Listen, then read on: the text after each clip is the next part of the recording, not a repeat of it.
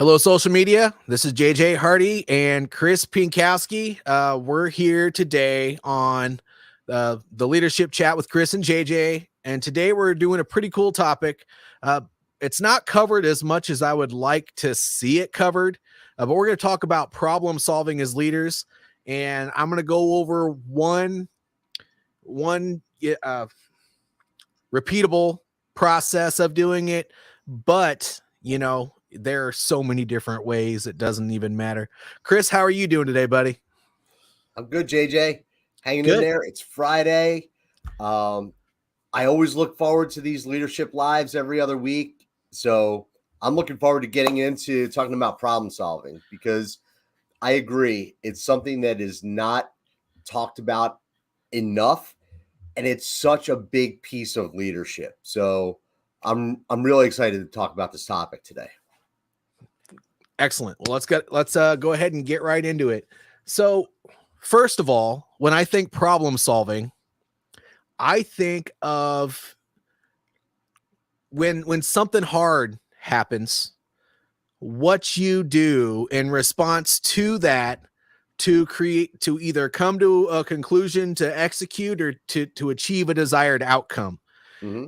And I do think coming up with a trainable process is important to that. With something like that, something that's repeatable. Yep. Because if you don't have any way to train that, then all you're doing is critiquing people on a regular basis.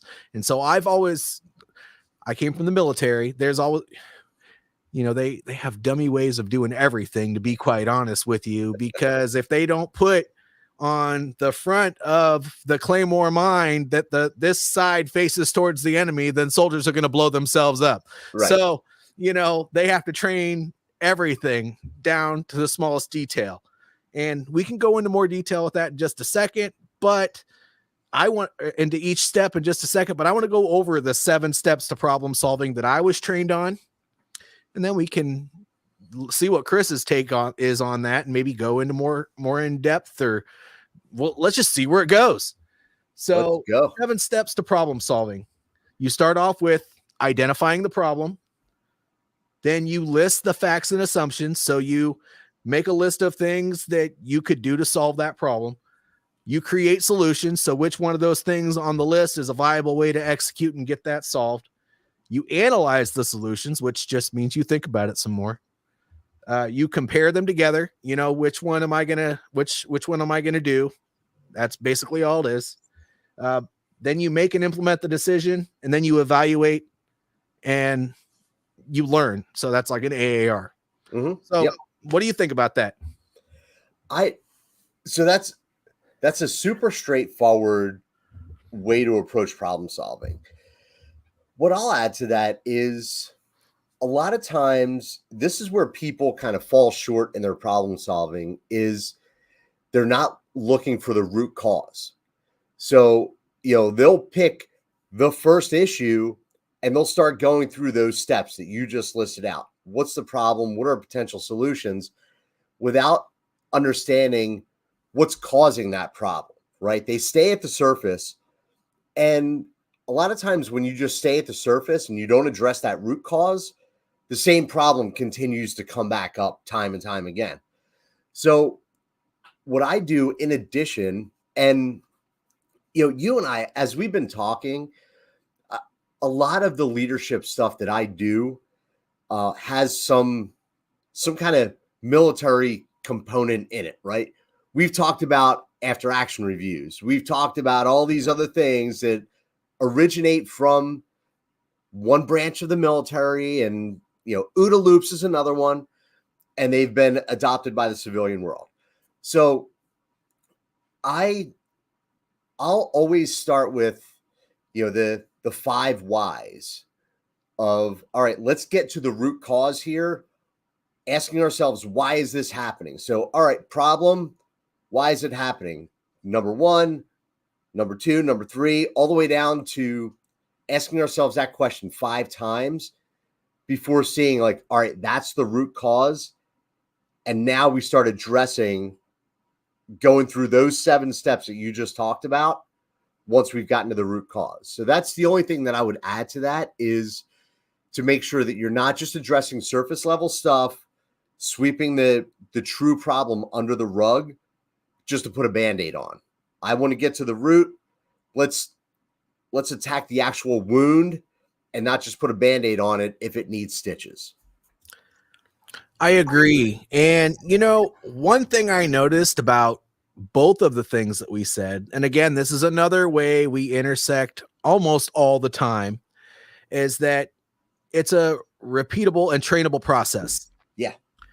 So you got to consider, let's say you have teenage kids like I do, And right? And you, Yep. and that, look, for lack of a better way of saying it, let's call them knuckleheads, right? When they become adults, they still probably can't open the fridge and look in there and figure out what they're going to make themselves for dinner. That's right. And so when you think about those people going out into the workforce, what's an easy process to train them on how to think about things and get things done? Well, root cause analysis, the whys. I love that. I've used that before too. And I'm glad you added that component, because I don't know why, but I really wasn't thinking in that vein when I came up with problem solving. Root cause analysis is important. You got to figure out what the problem is before you can solve it. And then having a problem solving process. I mean, there are 5 steps, there are 10 steps, there are 3 steps. I mean, it doesn't matter what it is. Mhm. You got to be able to figure out a way that can be duplicated and taught the same way to every employee, so that it's just like creating a culture. Yep. You are all doing things the same way. And though that person may come in with another framework, it doesn't matter. That doesn't mean they have to adopt yours. If they already understand how to solve problems and they're great at it, then, oh, well, wonderful, fantastic. They might go through your training and they can in, out, drive on sort of thing. But it's just a place to start.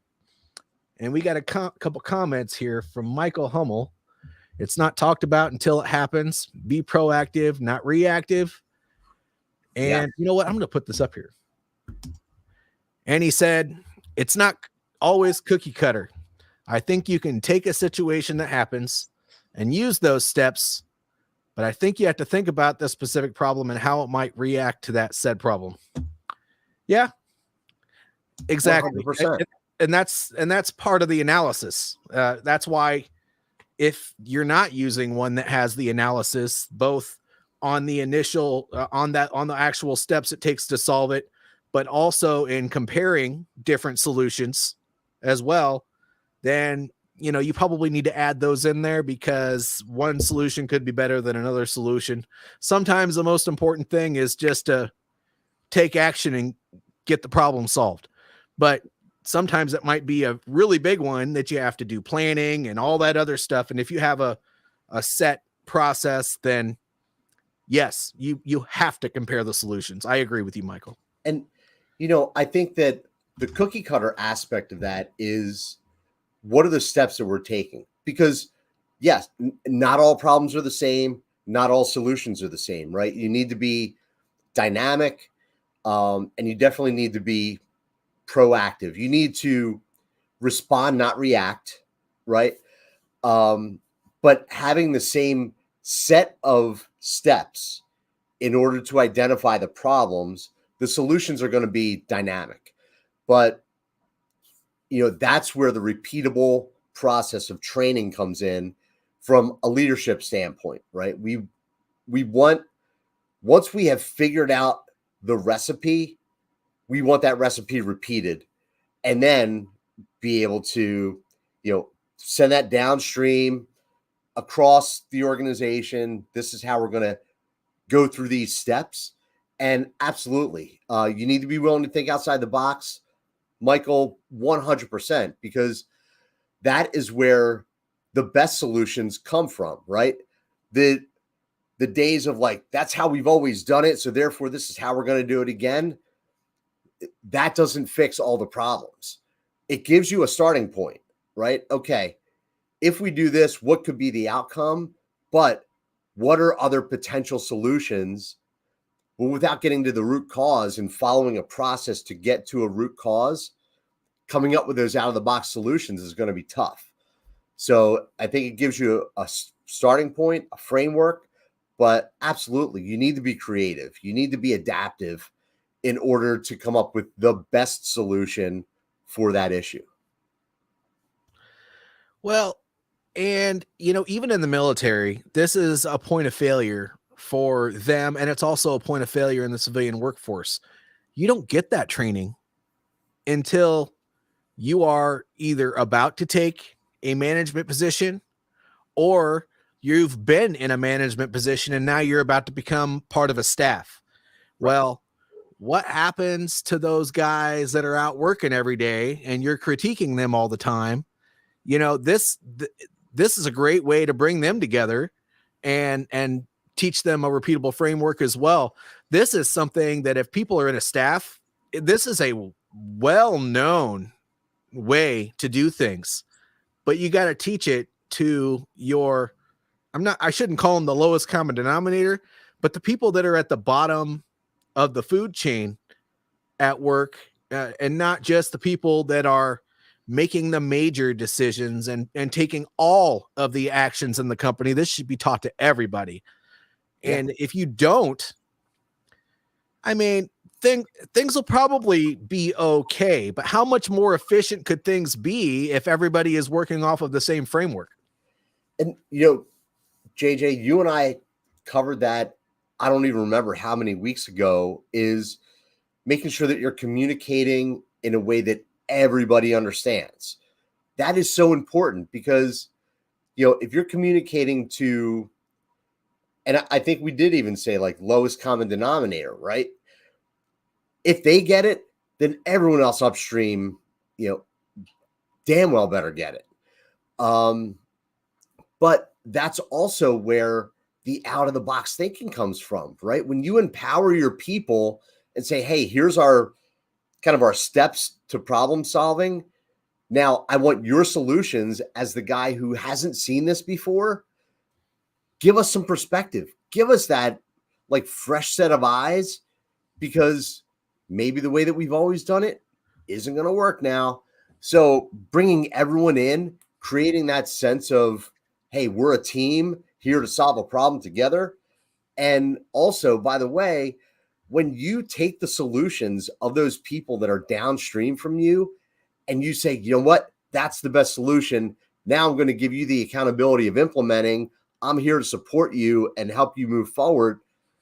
Dude, the leadership capital that you build with that is phenomenal. You know what? You just brought up two very important concepts that one we've covered and one we haven't. One is delegating. Boom.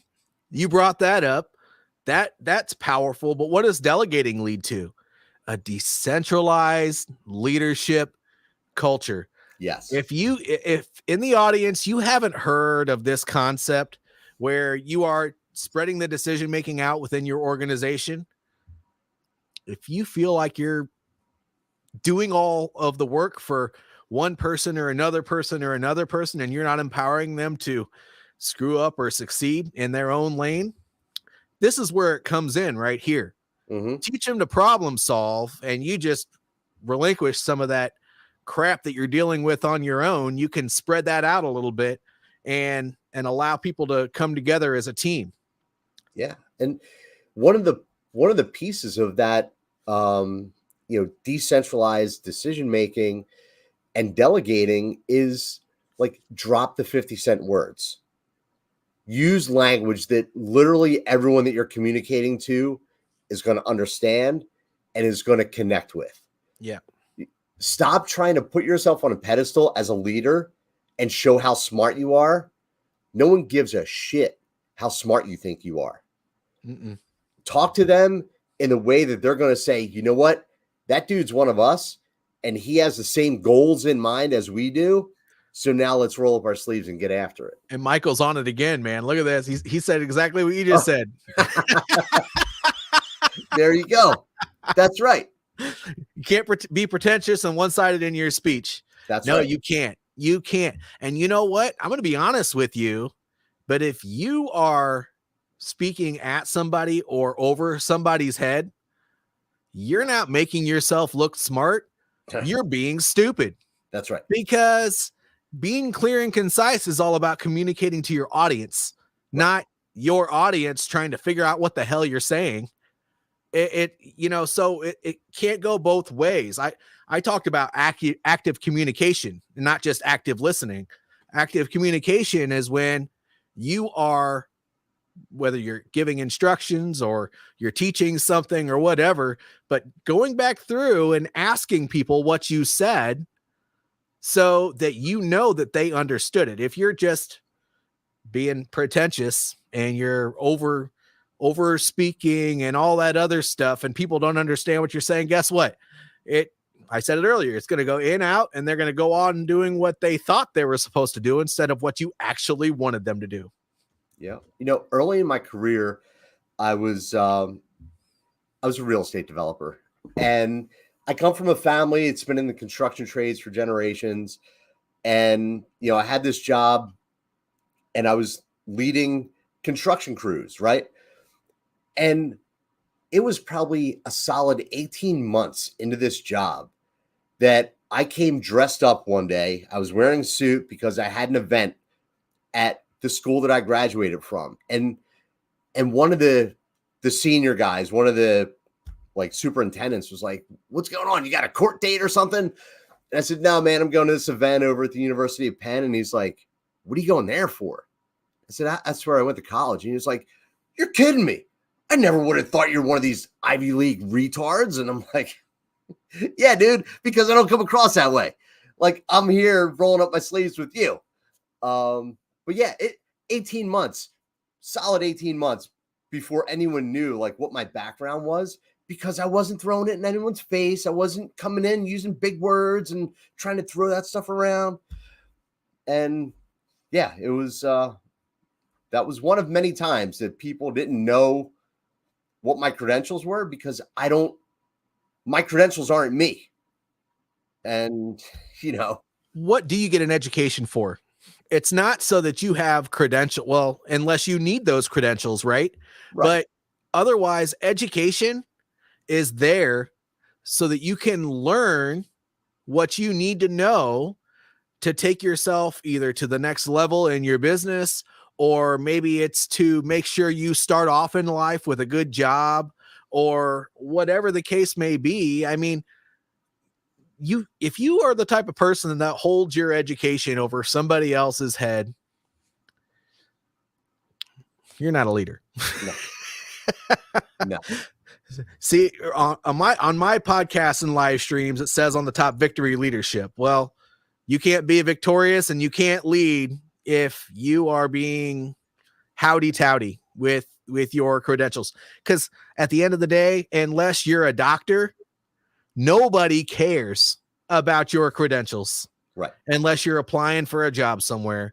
And even then, these days, people are definitely more interested in your experience than your credentials. Yep. Absolutely. So you got to be careful. But communication is key when you're problem solving. Make sure you have a repeatable process. When you are getting to the root cause, make sure you have a repeatable process. Wait a minute. Am I repeating something here? Yes. Make sure you have a repeatable process that is easy to understand so that you can teach it.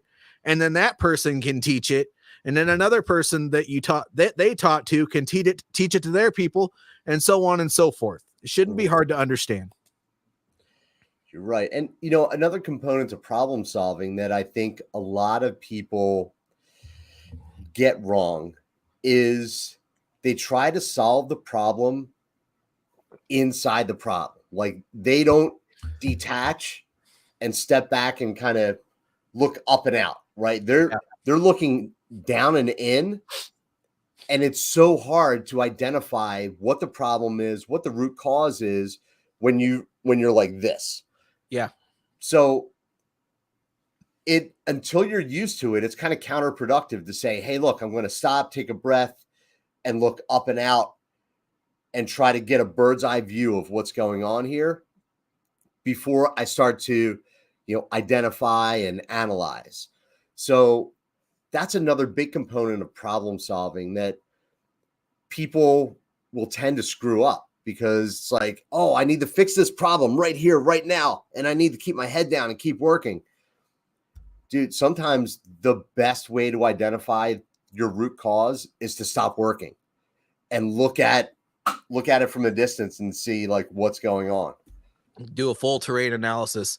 That is so true. And just like anything else, if it's a complex problem, don't be afraid to get other people involved. And by the way, 9 times out of 10, when it's a complex problem, you have to, because your solution is not the only solution. And it's probably not necessarily, even though it could be, it's not necessarily going to be the right solution. Yeah. And, we've talked about so many things, JJ. Yeah, I know. And I don't know if we've talked about this or not. We may have, but it's the ego also. You need to, as a leader, put your ego in check. It doesn't have to be you that comes up with the solution to the problem. It is so much more beneficial a lot of times when you allow other people, or especially just give other people credit for coming up with that solution. Dude, get your ego out of the way. And that is going to help, because your ego is also what prevents you from getting other people involved to help you come up with a solution. Like, no, man, it's a team for a reason. You have experts for a reason. So utilize them, get them involved, put your ego to the side. You don't have to take credit for everything. The only thing you have to take credit for is when something goes wrong and you need to own it. All right, that went wrong. It was something that my team did. It's on me. But solutions, that's on my team. Good job, team. Congratulations. Beer's on me. That's true. I think some people will listen to a little bit too much of Sonny and Cher.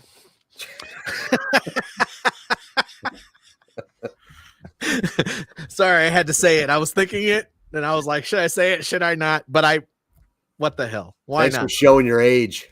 Yeah. And if you don't understand that joke, that's okay. Just look it up. Man. No, but that's the song You're So Vain. No, yeah. It's very important to make sure that it takes a community to run a business. It takes a community to solve most problems. And if you're in a large enough business that has other managers, or even if you're in a section where you have employees, it definitely doesn't hurt to utilize the opinions of other people. You never know what kind of talent you have on your team until you use them to help you solve a problem. That's right. The experience, you don't know. I mean, you may have seen a resume, right? But you don't know at what extent anybody did any job in their past positions. The least likely person will usually come up with, in my experience, will come up with the best solutions. Yeah. They will surprise you. Yep. And so you're right. Ego. We could do a whole call on ego, my friend, but you have to take your trust issues and put them aside, because if you want to be not stressed out in your job, you have to learn how to trust other people. As I said already, oftentimes what you think really is not the whole picture. And unless you take a step back from it and observe everything, I think that's part of the reason why they teach people that are in management and higher positions stuff about problem solving, because they're usually the ones that they want out there doing that full terrain analysis. Mm-hmm. But if you teach your team a little bit about this stuff, guess what? You can do that terrain analysis with your team. That's right. And a lot of people get too caught up in, oh my gosh, Johnny has to do this, Sue has to do that, Joe Snuffy has to do that. And if you take a step back from that and most jobs I've been in, you always have time for a beginning of shift meeting or something like that, even if it's only 5 or 10 minutes. Yeah. Pick a topic. And if there's a big problem that needs to be solved, use that 5 to 10 minutes to talk about that. That's a long time. Yeah. If you use it right. That's right. And yes, the other thing too is not overcomplicating. That's where people, it's kind of a glimmer of ego that shows through. hey, I want to come up with this fancy solution to this problem. 9 out of 10 times, the most straightforward, simple solution. We've talked about the KISS theory, the KISS approach. That's where your solutions are going to come from. Stop overthinking it. But again, that leads back to ego. And hey, I want to pound my chest because I came up with this intricate 17-step solution to the problem where, it's like, no, dude, 2 steps and we got this thing done. Yeah, you should always keep it simple. Yeah, absolutely. And I know we're starting to get towards the end of the call. Usually at the 25 to 27 minute mark, we start wrapping things up. But, I guess if in kind of a closing thought, it might take a minute or so to go over it, but I just want to bring up, just to kind of wrap up everything we've talked about, when you are problem solving, first of all, you can't just look for the people that are really good at it. Sometimes you need to train the steps, make sure you're taking a step back and also teaching people how to do the gosh, I can't even think of the thing that you brought up in the very beginning. It's the whys. 5 whys. Yeah, the 5 whys, where you're getting to the root cause of the problem, root cause analysis. Good Lord. I don't know where my brain goes sometimes, but it just left the conversation. Anyway, no, but so you got to problem solve, but you got to do root cause analysis, and both of those things can be trained. Keep it simple. Make every process that you have in your business repeatable. Mm-hmm. Keep your ego out of it, and make sure you're using other people as part of your solutions, because first of all, even though you're using them as a tool, they're going to appreciate it because you're letting them put skin in the game. That's right. So you're going to actually build cohesion and teamwork. What are some closing thoughts that you have, Chris? Closing thoughts for me is never stop at that first rung, right? Always look for the root cause. But having the repeatable process that is just simple to understand for everyone, like, okay, these are the steps that we go through to help identify the root cause before we get into our problem solving cadence. Having that in a way that, a 5th grader can, talk to you about, keeping it simple. And we've talked about this so many times. It is so valuable to just keep things simple. And I think that's where I'm going to end it. Keep it simple, because that's where the majority of your solutions are going to come from. Unless you're performing, rocket surgery, keep it simple. So it's not rocket science and it's not surgery. It's rocket surgery. Yeah, it's a combination. I'm going to remember that one. Man, he just overcomplicated that one saying rocket surgery. Right. Oh, that's awesome. I'm going to remember that.